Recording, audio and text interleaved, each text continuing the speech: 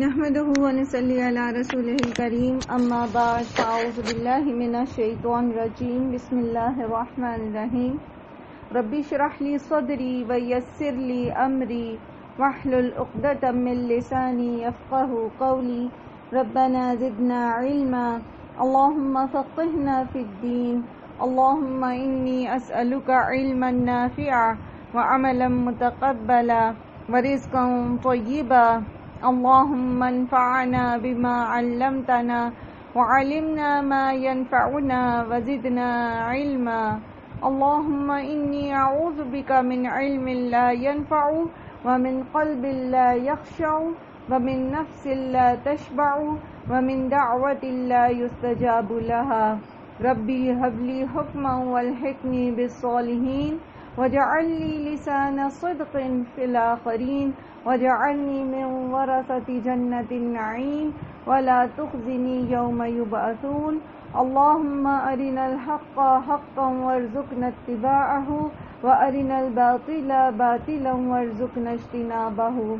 ربي يسر ولا تعسر وتمم بالخير اللهم حاسبنا حسابا يسيرا اللهم فاطر السماوات والأرض أنت ولي في الدنيا والآخرة توفني مسلما والحقني بالصالحين آمین یا رب العالمین اللہم صلی وسلم علی نبینا محمد سبحان اللہ وبحمدہ سبحان اللہ العظیم۔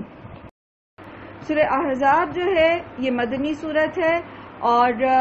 یہ اس کا جو زمانہ ہے نزول کا یہ 5 ہجری ہے۔ بیسیکلی سورہ احزاب کے اندر 3 بنیادی موضوعات جو ہیں ان کا ذکر آئے گا۔ ایک تو یہ جو ہے وہ غزوہ احزاب، ٹھیک ہے، جو شوال 5 ہجری میں ہوئی۔ پھر دوسرا غزوہ بنو قریظہ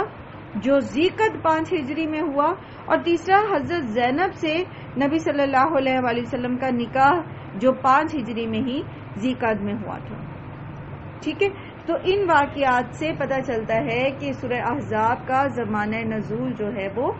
5 ہجری ہے۔ اب یہ سینیریو بنا کیا، یہ جو غزوہ احزاب ہے اس کا سینیریو کیا ہے، اس کا سیاق و سباق کیا ہے، یہ وہ کیا حالات تھے جو اس طرف مسلمانوں کو لے کر آئے۔ ہوا یہ کہ غزوہ احد جو کہ شوال 3 ہجری میں ہوئی تھی، اور اس میں مسلمان جو ہیں وہ اپنی غلطی کی وجہ سے انہوں نے جو محمد صلی اللہ علیہ وآلہ وسلم کی نافرمانی کی تھی اس وجہ سے ان کو جو شکست ہوئی، تو اس سے کافروں کے حوصلے بہت بڑھ گئے، مشرکین کے حوصلے بہت بڑھ گئے، اور مختلف لوگوں نے جو مشرک قبائل تھے انہوں نے مسلمانوں کی طرف جو ہے وہ حملے کی تیاریاں شروع کر دیں اور کوششیں شروع کر دی۔ تھریٹس مسلمانوں کو جو ہیں وہ بہت ملنے شروع ہو گئے۔ یہ پس منظر ہے اس سورہ احزاب کا۔ جو واقعات میں آپ کو بتا رہی ہوں یہ 3 اور 5 ہجری کے بیچ کے واقعات ہیں، غزوہ احد اور غزوہ احزاب کے بیچ میں۔ تو اس میں آپ دیکھیں کہ ابھی غزوہ احد کو گزرے ہوئے 2 مہینے بھی نہیں ہوئے تھے، تو نجد کا قبیلہ تھا بنو اسد، اس نے مدینے پر چھاپا مارنے کی تیاری شروع کر دی، کیونکہ وہ حوصلے بڑھ گئے نا، جب مشرکین مکہ جیت گئے تو ان کے حوصلے بڑھ گئے سارے مشرکین کے۔ تو نبی صلی اللہ علیہ وآلہ وسلم نے پھر سریہ ابو سلمہ، حضرت ام سلمہ کے جو پہلے شوہر تھے ان کے سرکردگی میں ان کا قلع کما کرنے کے لیے ایک سریہ بھیجا۔ سریہ اور غزوہ میں کیا فرق ہوتا ہے؟ بچپن میں آپ نے اسلامیات کی کتابوں میں پڑھا ہوگا۔ سریہ کہتے ہیں اس ڈیپوٹیشن کو جس میں نبی صلی اللہ علیہ وآلہ وسلم خود شامل نہیں ہوئے، یعنی کسی اور کی سرکردگی میں، جیسے یہاں ابو سلمہ کی سرکردگی میں آپ صلی اللہ علیہ وآلہ وسلم نے جو ہے وہ دستہ بھیجا۔ ایسے جنگ کو کہتے ہیں سریہ۔ جب آپ سیرت پڑھتے ہیں تو آپ سریہ اور غزوہ 2 لفظ پڑھیں گے جنگوں کے لیے، ٹھیک ہے۔ تو سریہ یہ ہوتا ہے، اور غزوہ وہ ہوتا ہے جس میں آپ صلی اللہ علیہ وآلہ وسلم نے بذات خود شرکت کی ہے۔ پھر اسی طرح صفر 4 ہجری میں عدل اور قارہ کے قبائل نے نبی صلی اللہ علیہ وآلہ وسلم سے یہ درخواست کی کہ کچھ لوگ ان کے ساتھ بھیجے جائیں جو ان کے قبیلوں کو جا کر اسلام کی تعلیم دیں، دین اسلام کی تعلیم کے لیے بھیجیں۔ تو آپ صلی اللہ علیہ وآلہ وسلم نے قریباً 6 مبلغ جو تھے ان کے ساتھ بھیجے. اب انہوں نے کیا کیا کہ رجیع کے مقام پر جا کر ان میں سے 4 کو قتل کر دیا اور 2 حضرت خبیب اور حضرت زید بن الدسنہ ان کو جو ہے وہ مشرکین مکہ کے ہاتھ بھیج دیا. حضرت خبیب کا بڑا مشہور واقعہ ہے کہ پھر ان کو جب قتل کیا گیا کیسے ان کو زندہ جو ہے ان کی کھال جو ہے وہ اتاری گئی اور بہت تکلیف دہ واقعہ ہے لیکن پھر بھی. اور حضرت خبیب وہ سب سے پہلے تھے جنہوں نے 2 رکعت نماز پڑھی تھی اپنی سزائے موت سے پہلے، کیونکہ ان کا جس نے ان کو خریدا تھا انہوں نے غالباً اس کے کسی عزیز کو جو ہے وہ قتل کیا تھا کسی غزوہ میں، تو اس نے بدلے کے طور پر ان کو خریدا اور پھر ان کو قتل کیا. بہرحال پھر ایک اور واقعہ اسی طرح کا بہت تکلیف دہ ہوا اور وہ یہ کہ سفر میں جب یہ واقعہ ہوا 4 ہجری میں، تبھی بنو عامر کے ایک سردار نے نبی صلی اللہ علیہ وآلہ وسلم سے اسی طرح کی ریکویسٹ کی اور ایک اور تبلیغی وفد جو 40 یا 70 انصاری نوجوانوں پر مشتمل تھا نجد کی طرف بھیجا گیا، مگر ان کے ساتھ بھی غداری کی گئی اور بنو سلیم کے 2 قبائل جو تھے رغل اور زکوان وغیرہ، انہوں نے بعیر معونہ کے مقام پر ان سب کو قتل کر دیا. پھر اسی دوران مدینہ کا جو یہودی قبیلہ تھا بنو نذیر وہ بھی بڑا دلیر ہو گیا اور اس نے بھی نبی صلی اللہ علیہ وآلہ وسلم کے خلاف سازش کی اور آپ صلی اللہ علیہ وآلہ وسلم کے اوپر چکی کا ایک پارٹ پھینک کے پتھر کا آپ کو شہید کرنے کی کوشش کی، لیکن آپ صلی اللہ علیہ وسلم کو وحی کے ذریعے بتا دیا گیا اور آپ وہاں سے ہٹ گئے. تو یہ ساری سازشیں جو ہیں اسی طرح جمادی الاولیٰ 4 ہجری میں بنو غطفان کے 2 قبائل نے بھی مدینے پر چڑھائی کی تیاری شروع کر دی. تو یہ ساری کام جو ہیں، یہ ساری سازشیں جو ہیں یہ ہو رہی تھیں، لیکن اللہ کے رسول صلی اللہ علیہ وآلہ وسلم اور وہ تھوڑے سے مسلمان جو مدینہ میں تھے ان کا جو جذبہ تھا، جو ایمان تھا، تو انہوں نے ایسی بہترین اسٹریٹجیز اپنائیں کہ یہ اپنی اپنی جگہ تو یہ سارے لوگ رک گئے، یہ اپنی اپنی جگہ تو ان سے جو ہے وہ زیادہ خرابی یہ نہیں کر پائے، مدینے کے اوپر حملہ نہیں کر پائے، لیکن ان کے جو حملے روکے گئے اور ان کے خلاف جو کارروائیاں کی گئیں، جیسے بنو نذیر کے خلاف کیا گیا تھا محاذ، پہلے ان کو وارننگ دی گئی لیکن عبداللہ بن ابی نے جب یہ کہا کہ ہم تمہاری مدد کریں گے، جیسے سورہ حشر میں آپ تفصیلاً یہ پڑھیں گے سارا، تو یہ پھر ڈٹ گئے اور انہوں نے کہا نہیں جی ہم تو نہیں چھوڑ کے جائیں گے اپنا علاقہ اور آپ کر لیں جو کرنا ہے. پھر نبی صلی اللہ علیہ وسلم نے محاصرہ کیا اور پھر اس شرط پہ یہ کہ اپنے 3 اونٹوں کے اوپر جو کچھ لاد کے لے جا سکتے ہیں لے جائیں گے اور باقی یہ یہیں چھوڑ جائیں گے سارا کچھ. تو ان کو وہ جگہ چھوڑنی پڑی اپنی، اور یہ انہوں نے جا کر جو خیبر ہے، وہ خیبر تھا جہاں پر دوسرے تھے غالباً بنو قریظہ تھے اور یہودی اور بھی یہودی رہتے تھے، تو وہاں جا کے انہوں نے بنو نذیر نے پناہ لے لی تھی. یہ پہلے بالکل مدینہ کے ساتھ ان کی بستیاں تھیں، ساتھ جڑی ہوئی تھیں. تو یہ بنو نذیر جو تھے پھر انہوں نے وہاں خیبر میں بیٹھ کے سازشیں تیار کی اور پھر غزوہ احزاب کے لیے مشرکین کے جو اپنی اپنی جگہ تیاریاں کر رہے تھے لوگ یا جو نہیں بھی تیار تھے ان کو بھی موٹیویٹ کیا کہ مسلمانوں کے خلاف حملہ کیا جائے. تو یہ سارا سینیریو تھا جو غزوہ احزاب کے لیے بنا. آگے جہاں سے انشاءاللہ غزوہ احزاب کی آیات شروع ہوں گی تو پھر ہم اس کی تھوڑی سی اور تفصیل بھی پڑھیں گے. دوسری جہاں سے یہ اس کے موضوع شروع ہوتا ہے، جیسے پہلا رکوع جو ہے شروع ہو رہا ہے، تو یہ غزوہ احزاب کے سے تھوڑا پہلے کا ہے، یعنی غزوہ احزاب ہونے سے پہلے کا ہے، اور یہ ہے وہ موضوع جو متبنہ کے بارے میں ہے، منہ بولے بیٹے کے بارے میں ہے. حضرت زید بن حارث جو تھے نبی صلی اللہ علیہ وآلہ وسلم نے کے غلام تھے. آپ صلی اللہ علیہ وسلم کو حضرت خدیجہ نے وہ دیے تھے، گفٹ کیے تھے. نبی صلی اللہ علیہ وآلہ وسلم کا بہت اچھا رویہ ان کے ساتھ تھا، بہت پیار کے ساتھ آپ صلی اللہ علیہ وسلم نے ان کو رکھا ہوا تھا، کہ یہاں تک کہ جب حضرت زید کے والد حارثہ اور ان کے چچا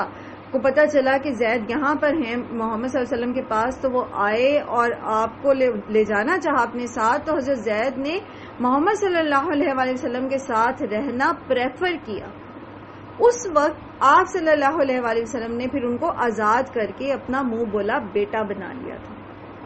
تو حضرت زید بیسیکلی نبی صلی اللہ علیہ وآلہ وسلم کے آزاد کردہ غلام تھے، جنہیں آپ نے اپنا منہ بولا بیٹا بنا لیا تھا۔ پھر حضرت زید کی شادی نبی صلی اللہ علیہ وآلہ وسلم نے اپنی پھپھی زاد حضرت زینب سے کرائی تھی، حضرت زینب بنت جہش سے۔ تو وہ قریش کی خاتون تھی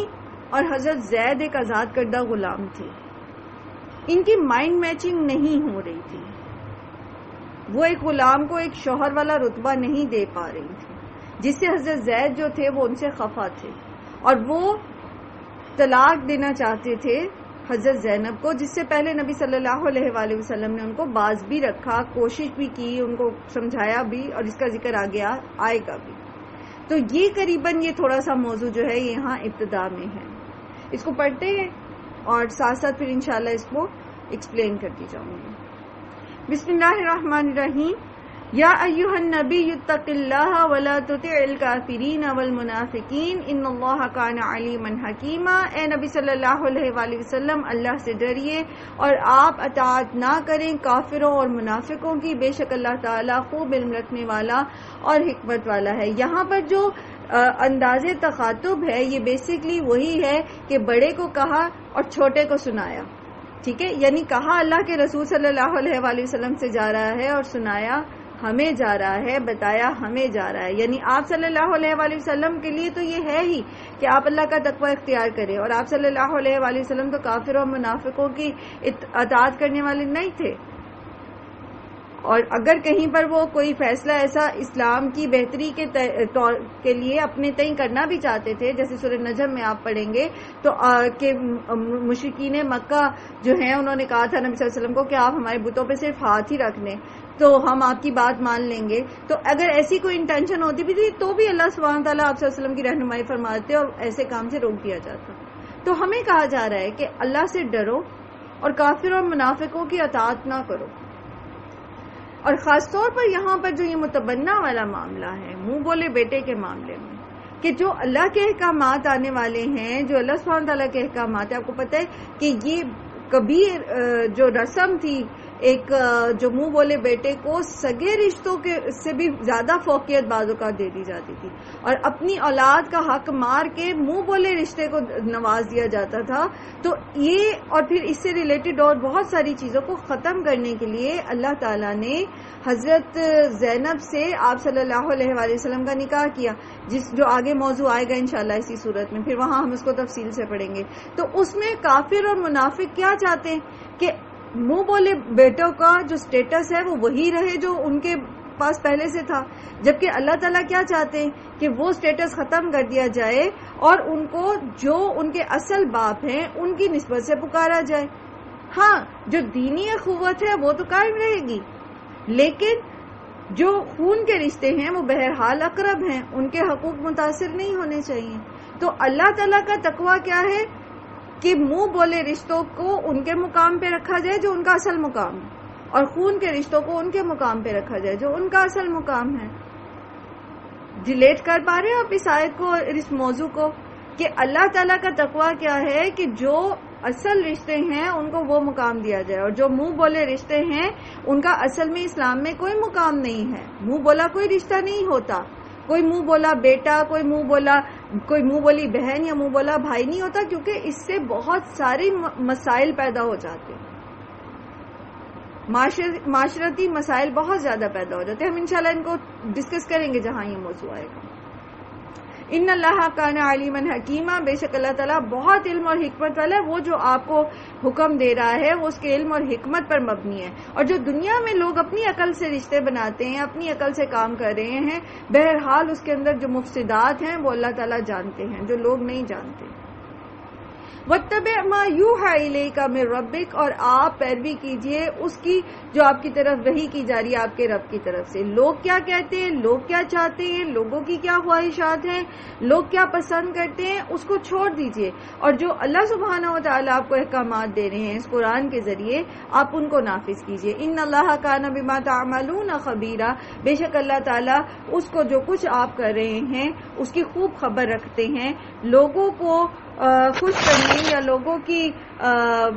کو راضی کرنے کے لیے اللہ کی نافرمانی نہیں کرنی، بلکہ اللہ کو خوش کرنے کے لیے ہمیں اگر لوگوں کو ناراض بھی کرنا پڑتا ہے تو اس سے بھی کوئی اس میں ہمارے لیے کسی قسم کا نقصان یا گھاٹا نہیں ہے، کیونکہ پھر اللہ ہم سے راضی ہوگا، اور اللہ جس سے راضی ہو اور جس کے ساتھ اللہ ہو تو پھر اس کو تو کوئی بھی نقصان نہیں پہنچا سکتا۔ وَتَوَکَّلْ عَلَى اللَّهِ، اور اللہ پر بھروسہ رکھیے۔ آپ دین پر عمل کرنے، اللہ پر کے احکامات پر عمل کرنے کے لیے جو کوششیں کریں گے اس میں بظاہر اگر آپ کو کہ تانے لوگوں کے سننے پڑتے ہیں، کوئی باتیں سننی پڑتی ہیں، کوئی آپ کا معاشی بائیکاٹ کر دیتا ہے، کوئی آپ کو دنیا میں کوئی نقصان پہنچانے کی کوشش کرتا ہے، آپ اللہ پر بھروسہ رکھیے۔ وَكَفَىٰ بِاللَّهِ وَكِيلًا، اللہ کافی ہے کارساز۔ اللہ تعالیٰ آپ کو ان مسائل میں سے نکال لے گا، بچا لے گا۔ آپ کی آزمائش جس حد تک ہے اس حد تک تو آپ کو وہ معاملات فیس کرنے ہی پڑیں گے، لیکن جب آپ اللہ پر بھروسہ رکھیں گے، اپنی آزمائش پر پورا اتریں گے تو آپ کے لیے راستے نکل آئیں گے۔ ما جعل اللہ لرجل فی قلبین فی جوفہ من قلبین فی جوفہ، اللہ تعالیٰ نے کسی شخص کے دل میں سینے میں دو دل نہیں بنائے۔ کوئی بھی سگا رشتہ یا منہ بولا رشتہ برابر نہیں ہو سکتا، کوئی ایسا ہو نہیں سکتا جیسے ایک انسان کے دل میں سینے میں دو دل نہیں ہو سکتے، اسی طرح ایک اللہ تعالیٰ نے رشتہ بنایا ہے اور ایک انسان نے محض منہ سے رشتہ بنا لیا ہے، تو یہ ایک جیسے نہیں ہو سکتے، یہ ممکن نہیں۔ اسی لیے اللہ سبحانہ تعالیٰ آگے ایک مثال سے سمجھا رہے ہیں، اور وہ کیا ہے؟ وَمَا جَعَلَ أَزْوَاجُكُمُ اللَّائِي تُظَاهِرُونَ مِنْهُنَّ أُمَّهَاتِكُمْ، کہ وہ تمہاری بیویاں تمہاری مائیں نہیں بن جاتی جن سے تم زہار کرتے ہو۔ تو جس طرح بیوی ماں نہیں بن سکتی، ایک شخص کے سینے میں دو دل نہیں ہو سکتے، اسی طرح وَمَا جَعَلَ أَدْعِيَاءَكُمْ أَبْنَاءَكُمْ، اسی طرح اللہ تعالیٰ نے تمہارے منہ بولے بیٹوں کو تمہارا بیٹا نہیں بنایا۔ ذَلِكُمْ قَوْلُكُمْ بِأَفْوَاهِكُمْ، یہ صرف تمہارے اپنے منہوں کی بات ہے، جو تم منہ سے بات کرتے ہو، یہ صرف ایک وہ بات ہے، اس سے ان کو وہ حقوق نہیں مل جاتے جو صلبی بیٹے کو ملتے ہیں۔ وَاللَّهُ يَقُولُ الْحَقَّ، تم جو کہتے ہو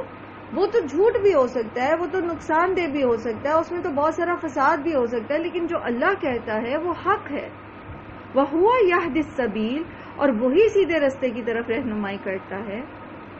سبیل جو ہوتا ہے نا وہ آسان راستے کو کہتے ہیں، صراط بھی راستے کو کہتے ہیں نا، لیکن صراط ایسا راستہ ہوتا ہے جس کے اندر مشکلات آتی ہیں۔ صراط مستقیم پڑھا نا آپ نے، سیدھا راستہ، تو وہ سیدھا راستہ جو ہے وہ آسان تو نہیں ہوتا نا،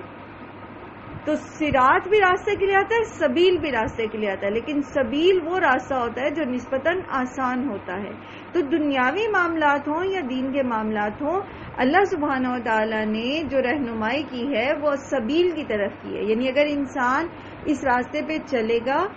تو پھر اس کو آسانیاں ملیں گی۔ دنیا میں اگر اس کو مشکلات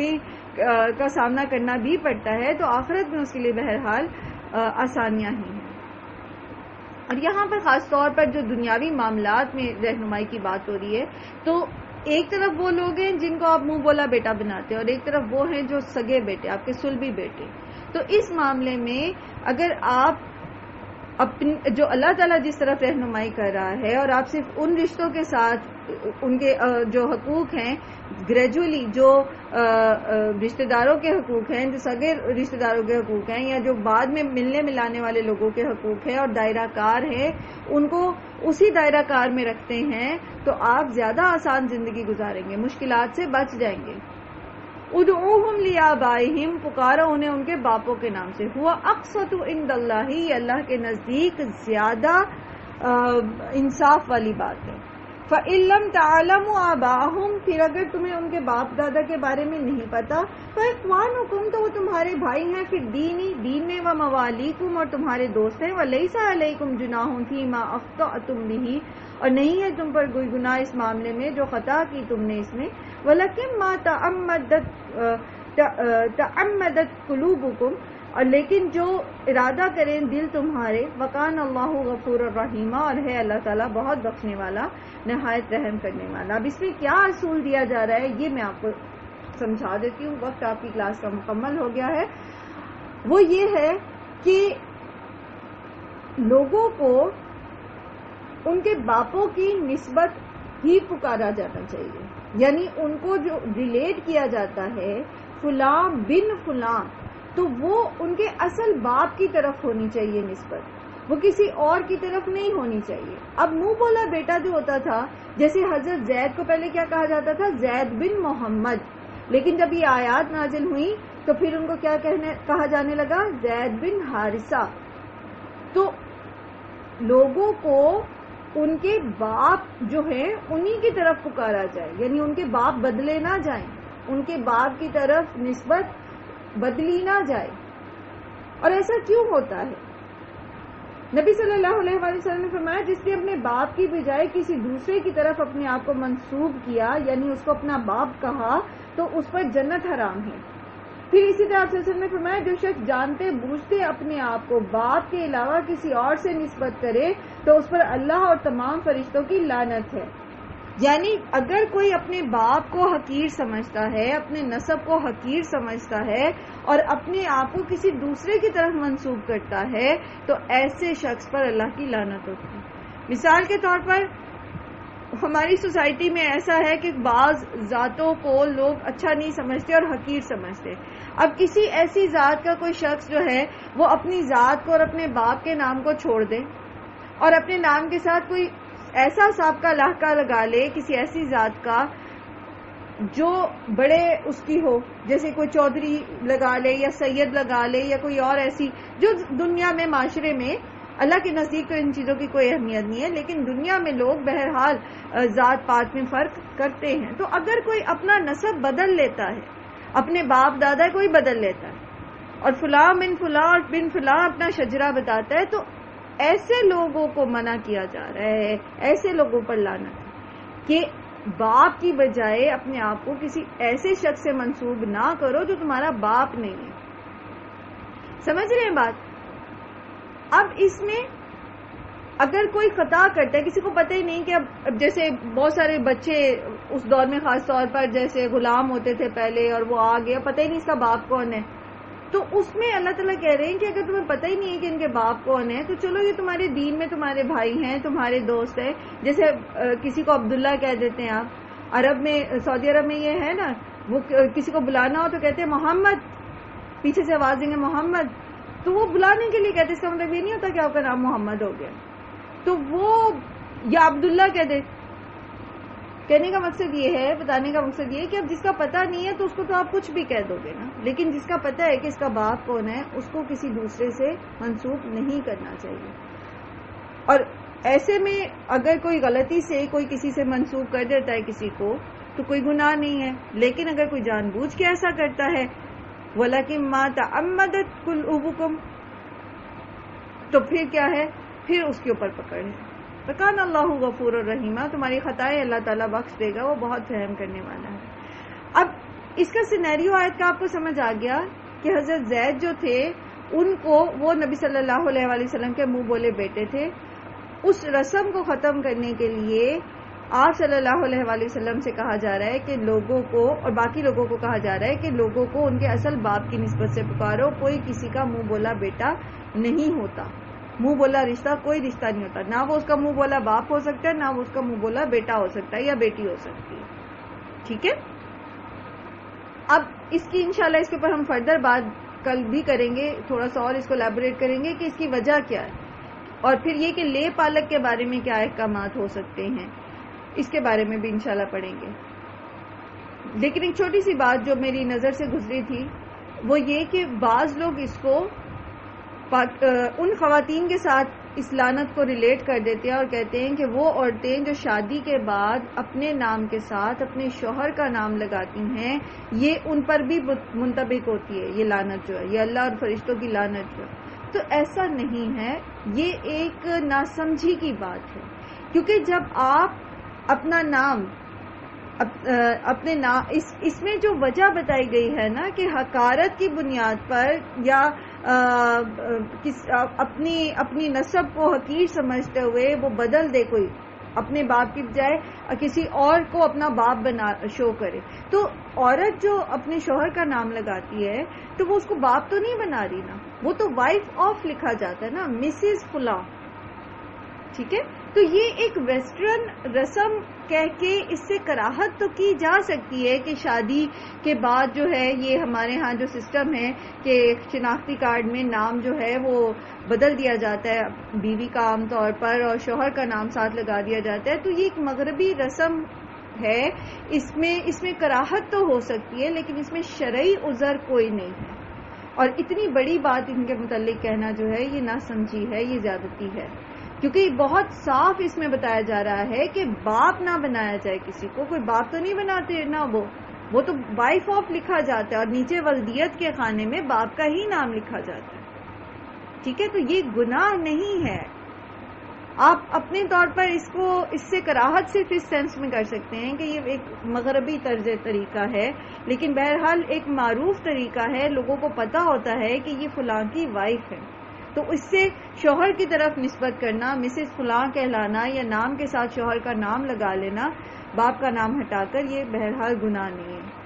اللہ تعالیٰ ہم سب کو توفیق دیں کہ ہم صحیح معنوں میں چیزوں کو سمجھ سکیں اور جو اللہ تعالیٰ نے آسانیاں دی ہیں ان آسانیوں کو اویل بھی کریں، اور جہاں اللہ سبحانہ و تعالیٰ کی فرما برداری کے لیے ہمیں اپنی من پسند من چاہی چیز چھوڑنی بھی پڑے تو اللہ تعالیٰ ہمیں اس چیز کے لیے بہادر کریں، اتنی بہادری دیں اور اتنی توفیق دیں کہ ہم ایسا کر سکیں۔ اللہ تعالیٰ آپ سب کو خوش رکھیں، آسانیاں عطا فرمائے۔ وآخر دعوانا الحمدللہ رب العالمین۔ سبحانک اللہم و بحمدک، نشہد ان لا الہ الا انت، نستغفرک و نتوب الیک۔ السلام علیکم ورحمۃ اللہ وبرکاتہ۔